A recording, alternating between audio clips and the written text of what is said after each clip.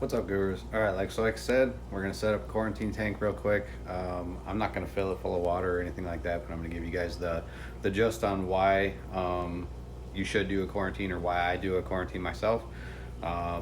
Really simple setup. Doesn't have to stay up all the time. Doesn't really matter. So let's get to it. All right, so I'm gonna make this relatively simple. I just use a 10-gallon tank. I do paint the back. If you look in the previous video, right down here, or actually it's gonna be right up here. If you look at the previous video right up there, you'll see how I do my paintings, but I do it on the bottom as well. The reason I do that is because when you quarantine fish anyway, black backgrounds and stuff like that usually show visible signs and like fin problems and stuff like that a lot easier than just a regular clear tank. You could definitely see through it a lot better.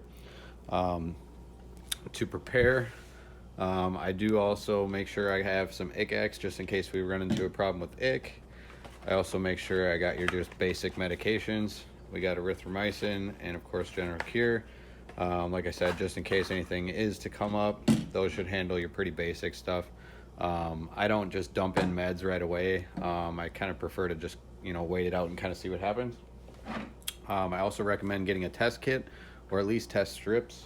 That way you can make sure you got the whole test handled. And so how I do my quarantine anyway is I have it set up to another tank here. In this tank I have 2 sponge filters, and then I have an extra heater as well that I keep just in case I need to run heat in here. For example, I'm going to be quarantining a axolotl pretty soon here, so I won't want to run a heater. But basically what I'll do then is, like I said, I'll just grab the sponge filter right out of this tank. So there's your sponge filter right there, and I'll just grab that out of this tank, toss it in this tank, fill it up with water. Usually I'll suck some out of here, it doesn't really matter, but just to keep it used to the same water parameters, because this is also an unheated, so it'll be the same temperature as this room usually is for the most part. So that's essentially setting it up. I don't put any substrate in there as well, just to keep it extra clean and stuff like that.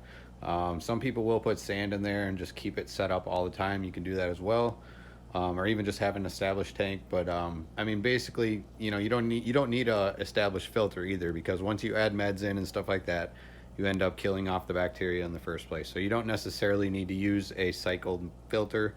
I just prefer that route because I usually end up not using the meds. Anyways, other than that, the reason you quarantine fish is obviously you don't want to take a small, whatever kind of fish you may be getting, a tetras or something like that.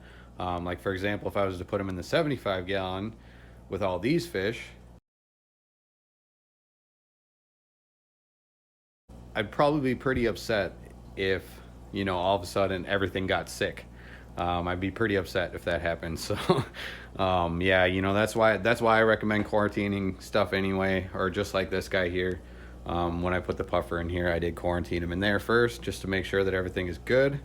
Obviously I can't really quarantine any of these big boys. If I get any new stuff, there's not much I can do to quarantine them, other than setting up another pond on the side to quarantine them in. But anyways, so yeah, like I said, quarantine tanks are awesome.